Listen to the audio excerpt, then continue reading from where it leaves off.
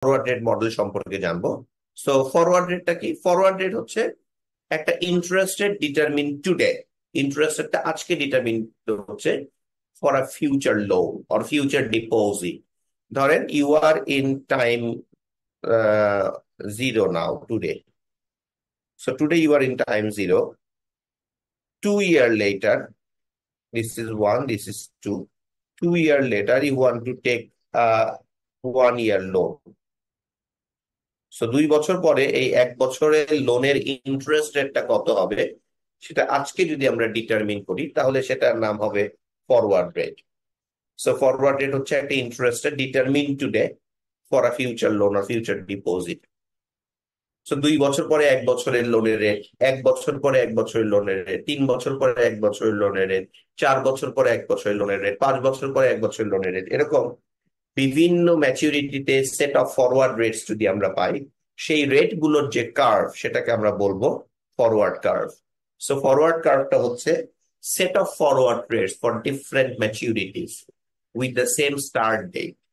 So ultimately different ম্যাচুরিটিতে যদি আমরা সেম স্টার্ট ডেট আমরা পাই তাহলে আমরা সেটাকে আমরা বলছি forward rate curve. Mathematically derive করা যায়, স্পট রেট কার্ভ থেকে আমরা ফরওয়ার্ড রেট কার্ভ ডিরাইভ করতে পারি, সেটা আমরা অঙ্ক করে দেখবো এই চ্যাপ্টারে। সো আলটিমেটলি ফরওয়ার্ড কন্ট্রাক্ট যখন হচ্ছে, সো ফরওয়ার্ড কন্ট্রাক্টের রেটটা আমরা আজকে ডিটারমিন করছি। So buyer commits to pay the seller of forward contract price. তো আমরা বলছি যে 1 বছর পরে 1 বছরের জন্য একটা লোন নিব আমরা, সেটার রেন্টটা কত হবে সেটা আমরা পে করব। সো সেই জিনিসটা আজকে আমরা ডিটারমিন করছি। যখন আজকে আমরা ডিটারমিন করছি, কোনো মানি এক্সচেঞ্জ হচ্ছে না, no money exchange at the contract initiation, that is the nature of the forward rate. Forward pricing এর একটা মডেল আছে যেখানে আমরা মনে করি কোনো আরবিট্রাজ অপরচুনিটিস থাকবে না। So based on no arbitrage principle আমরা ফরওয়ার্ড রেটটা বের করবো, সেটা আমরা একটা অঙ্কর মাধ্যমে এখনই দেখবো। সো লেটস সি একটা এক্সাম্পল, যে এক্সাম্পলের মাধ্যমে আমরা forward rate, spot rate, discount factor, এই জিনিসগুলো কিভাবে ক্যালকুলেট করতে হয় সেই জিনিসগুলো আমরা দেখবো এখন।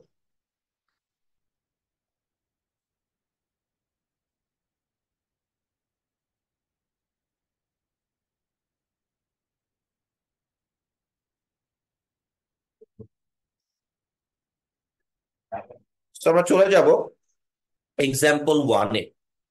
সো এক্সাম্পল ওয়ানটা is related to spot and forward rates. So আপনাকে এখানে বলছেন consider a 2 year loan beginning in 1 year। 2 year loan beginning in 1 year মানে 1 বছর পরে 2 বছরের লোন। সো আপনাকে দেয়া আছে spot rate, the 1 year spot rate আপনাকে দেয়া আছে Z1 ইজ 7%, 3 year রেট আপনাকে দেয়া আছে 9%। সো ইউ হ্যাভ দুইটা রেটস আছে আপনার কাছে, একটা হচ্ছে 1 year রেট আর একটা হচ্ছে 3 year rate. So 1 year rate আপনাকে বলা হয়েছে 7%, আর 3 year রেট আপনাকে বলা হয়েছে 9%। এখন আপনাকে জিজ্ঞাসা করা হয়েছে যে 2 year loan beginning in 1 year মানে 1 বছর পরে 2 বছরের লোনের রেট, তার মানে ফরওয়ার্ড রেটটা কত হবে এটা আপনাকে জিজ্ঞেস করা হয়েছে। সো এইটা আমরা যেভাবে ক্যালকুলেট করতে পারি, ফার্স্ট অফ অল আপনি একটু চিন্তা করে দেখেন যে আমরা একটু টাইম লাইন দিয়ে চিন্তা করি। So this is zero, this is one, this is two, this is three. আপনাকে জিজ্ঞেস করা হয়েছে 2 year loan beginning in 1 year, তার মানে আজ থেকে 1 বছর পর, আজ থেকে 1 বছর পর 2 বছরের একটা লোনের রেট কত হবে আর কি। তো 1 বছর পরে 2 বছরের জন্য লোনের রেট। তো এখানে আমরা এভাবে চিন্তা করতে পারি যে ধরেন someone is investing in this, লোনের যে ইনভেস্টর, যে লেন্ডার, সে যদি 1 বছর পরে 2 বছরের জন্য লোনটা দেয়, তাহলে সে প্রথমে 1 বছরের জন্য আজকে যে টাকাটা তার কাছে আছে সে 1 বছরের জন্য ইনভেস্ট করলো, দেন যে টাকাটা পেলো সেটা আবার সে 2 বছরের জন্য ইনভেস্ট করলো। অল্টারনেটিভলি সে কি করতে পারে? অল্টারনেটিভলি সে যে কাজটা করতে পারে সেটা হচ্ছে আজকেই 3 বছরের জন্য সে ইনভেস্ট করে ফেলতে পারে।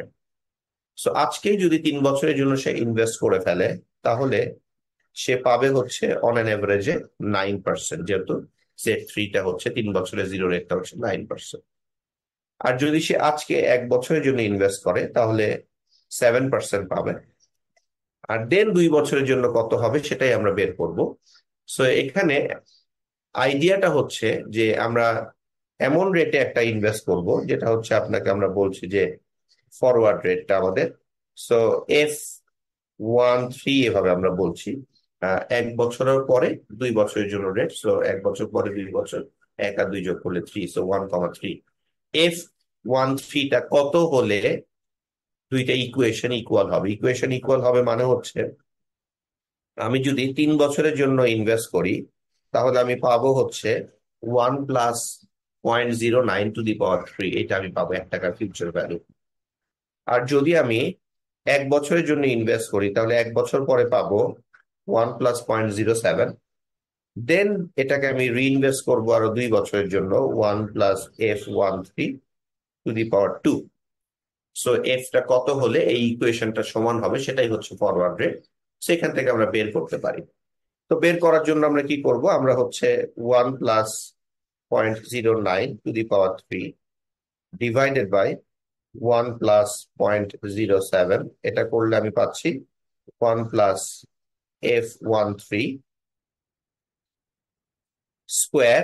সো এই স্কোয়ারটা যদি আমি উঠাই দিতে চাই তাহলে এদিকে আমার টু দি পাওয়ার ½ করতে হবে।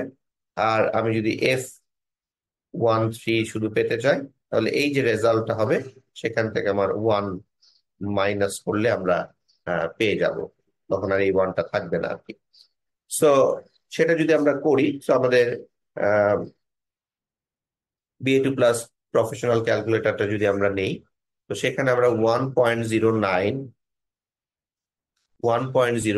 টু দি পাওয়ার 3 এই রেজাল্টটা বের করবো। তো যেটা আসছে 1.2950, মানে হচ্ছে 1 টাকা 3 বছরের জন্য ইনভেস্ট করলে আমি 1.2950 পাবো। এটা আমরা ওয়ানে স্টোর করে রাখলাম। আর 1.07 টু দি পাওয়ার 1, এটা 1.07ই হবে। স্টোর 2, এটা হচ্ছে 1 বছরের জন্য যদি আমি ইনভেস্ট করি সেই অ্যামাউন্টটা পাচ্ছি। এখন রিকল 1 ডিভাইডেড বাই রিকল 2 করলে যেটা পাচ্ছি এটা হচ্ছে 1 + F² ওই 2 বছরের ফিউচার ভ্যালু। সেটাকে আমি পজিটিভ স্কোয়ার রুট নিব, √/-1 করলে আমরা 10.01, সো রাফলি 10% আমরা পাচ্ছি। সো আলটিমেটলি আমাদের যে রেজাল্টটা হবে সেটা হচ্ছে আমরা এখানে 10% পাবো। এখানে আমরা রেটটা বের করলাম। এখন আপনাকে এই অঙ্কে যেখানে ফার্স্ট প্রশ্ন করেছে সেটা হচ্ছে যে calculate the 1 year discount factor. আপনাকে জিজ্ঞেস করেছে ক্যালকুলেট, আমি ডাইরেক্ট ফরওয়ার্ড রেটটা বের করে ফেললাম এবং আমি যে মেথডে বের করলাম সেটা রেট দিয়ে বের করলাম। আপনার বইতে ডিসকাউন্ট ফ্যাক্টর দিয়ে বের করা আছে, ডাজন্ট ম্যাটার, আপনাকে যেটা বের করতে বলবে সেটা বের করবেন। ডিসকাউন্ট ফ্যাক্টর বের করতে বলে ডিসকাউন্ট ফ্যাক্টর বের করবেন, ফরওয়ার্ড রেট বের করতে বলে ফরওয়ার্ড রেট বের করবেন। ফরওয়ার্ড রেটটা আমি যেভাবে ক্যালকুলেট করে দেখালাম সেভাবে বের করা যায়, আবার ডিসকাউন্ট ফ্যাক্টর দিয়েও বের করা যায়। যেভাবে বের করেন না কেন ফরওয়ার্ড রেটটা বের করতে পারলেই হলো। তো আমি ডিসকাউন্ট ফ্যাক্টর দিয়েও বের করে দেখাবো। তো তার জন্য ডিসকাউন্ট ফ্যাক্টরটা বুঝতে হবে। সো প্রথম প্রশ্ন আপনাকে করেছে calculate the 1 year discount factor. So 1 year discount factor is very simple. আপনি 7% রেটে ইনভেস্ট করছেন, তাহলে 1 টাকার আমার প্রেজেন্ট ভ্যালু কত? সো 1 + Z1, এটা দিয়ে ডিভাইড করতে হবে। Z1 মানে কি? আমার 7% 1 বছরের rate. So 1 + 0.07, so very simple, 1.07, এটাকে রিসিপ্রোকাল করলেই হয়ে যাচ্ছে। সো উইচ ইজ 0.9345, এটাকে আমি 3 তে স্টোর করলাম। সো 0.9347, মানে 0.9346, দিস ইজ দ্য 1 বছরের ডিসকাউন্ট ফ্যাক্টর। এরপর আপনাকে জিজ্ঞেস করবে 3 বছরের ডিসকাউন্ট ফ্যাক্টরটা কত। সো পরের কোয়েশ্চেন আপনাকে জিজ্ঞেস করেছে calculate the 3 year discount factor. So 3 ইয়ারের স্পট রেট আপনাকে দেওয়া আছে 9%, তাহলে ভেরি সিম্পল, 1.09, 1.09, 3 ইয়ার্স, তাহলে টু দি পাওয়ার 3। এটা তো ফিউচার ভ্যালু পেলাম। এটাকে যদি আমি রিসিপ্রোকাল করি তাহলে আমরা পেয়ে যাব ডিসকাউন্ট ফ্যাক্টরটা 1 / 1.09 to the power 3, 0.7722 store 4। So 0.7722, এটা হচ্ছে 3 বছরে যদি একটা জিরো কুপন বন্ড পান 1 টাকা, তার প্রেজেন্ট ভ্যালু আজকে আমরা পেয়ে গেলাম। এখন আপনাকে জিজ্ঞেস করেছে যে calculate the forward price, forward rate কিন্তু জিজ্ঞেস করে নাই, বলছে ফরওয়ার্ড প্রাইস কত 2 বছর, 1 বছর পরে 2 বছরের যদি কোনো একটা বন্ড আমরা পাই। সো আপনাকে জিজ্ঞেস করেছে calculate the forward price of a 2 year bond to be issued in 1 year. 1 বছর পরে 2 বছরের জন্য যদি একটা জিরো কুপন বন্ড ইস্যু করা হয় তাহলে সেটার প্রেজেন্ট ভ্যালু কত। তো এটা দুই ভাবে বের করা যায়। এক হচ্ছে 1 বছর পরে 2 বছরের ফরওয়ার্ড রেটটা বের করলাম, সেই রেট দিয়ে আমরা বের করা যায়, মানে হচ্ছে 1 প্লাস ফরওয়ার্ড রেট যেটা আমরা পেলাম 13, এটা স্কোয়ার 1 / এটা করলে আমরা পাবো। This is one way. আরেকটা ওয়ে হচ্ছে আমরা আহ এই যে দুইটা ডিসকাউন্ট ফ্যাক্টর পেলাম, 1 বছরের ডিসকাউন্ট ফ্যাক্টর আর 3 বছরের ডিসকাউন্ট ফ্যাক্টর, সেটা দিয়েও আমরা বের করতে পারি। Very simple. আনসারটা হবে এই যে 0.7722, 3 বছরের জিরো কুপন বন্ডের যে প্রেজেন্ট ভ্যালু বা ডিসকাউন্ট ফ্যাক্টর, ডিভাইডেড বাই 0.9346। তো যেটা আমরা স্টোর করে রেখেছি অলরেডি, এটা ডিভাইডেড বাই রিকল 3 করলে 0.82623, এটাকে আমরা 5 এ স্টোর করে রাখলাম। সো আনসারটা হচ্ছে 0.8262। সো 0.7722 মানে হচ্ছে 3 বছরের বন্ডের যে জিরো কুপন বন্ডের যে আজকের প্রাইস, আর 1 বছরের জিরো কুপন বন্ডের যে আজকের প্রাইস, এইটাকে ডিভাইড করে আমরা পেয়ে গেলাম আর কি। এখন আপনাকে প্রশ্ন করেছে number 4, interpret your answer to problem 3। Problem 3তে আমি যে ডিসকাউন্ট ফ্যাক্টর পেলাম 0.8262, এটা 1 বছর পরে 2 বছরের জন্য যদি আমরা বন্ডটা ইস্যু করি তাহলে তার প্রাইসটা আমরা পেলাম। প্রাইসটা আজকে আমরা এগ্রি করছি, কিন্তু এই বন্ডটা আমরা কিনবো 1 বছর পর, বা 1 বছর পর ইস্যু করবো 2 বছরের জন্য। তো এইটা তো একটা জিরো কুপন বন্ড, 2 বছরের জিরো কুপন বন্ড 1 বছর পরে। তো এটার করেসপন্ডিং যদি আমি ইন্টারেস্ট রেটটা বের করি তাহলেই সেটা ফরওয়ার্ড রেট বের হয়ে যাবে। সো খেয়াল করে দেখেন, এই যে 0.8262 আসছে, এটা তো প্রেজেন্ট ভ্যালু, সো পিভি দিয়ে দিলাম। জিরো কুপন বন্ড কোনো পিএমটি নাই, পিএমটি 0 দিয়ে দিলাম। ফিউচার ভ্যালু তো আমার 1, কারণ 1 টাকার প্রেজেন্ট ভ্যালু আমরা বের করছি। এন হবে 2, কারণ 1 বছর পরে 2 বছরের বন্ড। সো আমরা সলভ করবো সিপিটি I/Y। এখানে একটু এরর আসছে, কারণ হচ্ছে আমি মাইনাস দিই নাই। সো রিকল পিভি, এটা মাইনাস দিব, মাইনাস দিয়ে এন্টার। এখন সিপিটি I/Y যদি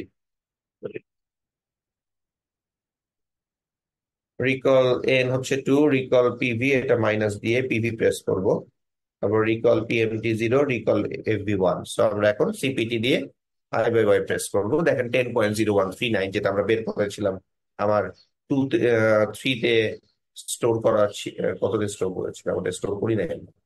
সো আমরা কিভাবে বের করেছিলাম, আমরা this one divided by this one করে আমরা পজিটিভ স্কোয়ার রুট নিয়েছি, -1 করেছি। সো 10.0139 এভাবে পেয়েছি। অথবা আমরা এন দিয়েছি 2, আমরা পিভি দিয়েছি প্রেজেন্ট ভ্যালু, যেটা আমরা বের হলো 2 বছরের বন্ডের ভ্যালুটা 0.8262, এভি হচ্ছে 1, পিএমটি 0 যেহেতু zero coupon bond, CPT I/Y 10.0139। So এভাবে করে আপনি যখন 1 বছর পরে 2 বছরের ইস্যু করা বন্ডে জিরো কুপন বন্ডের প্রাইসটা পেয়ে গেলেন, সেখান থেকে আপনি রেট বের করতে পারেন। রেট থেকে প্রাইস বের করতে পারলে দুইভাবে আপনি যেতে পারেন।